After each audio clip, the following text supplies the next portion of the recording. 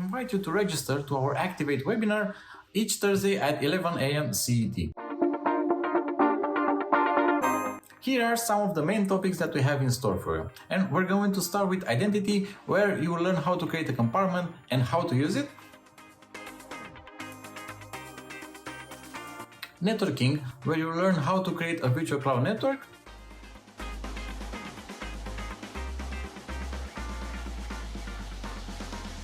Compute service, where you learn how to create and connect your first virtual machine in Oracle Cloud Infrastructure.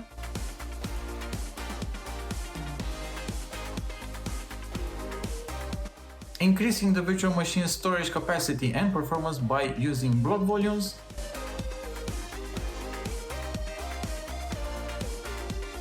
Uploading and sharing files with your team members by using object storage.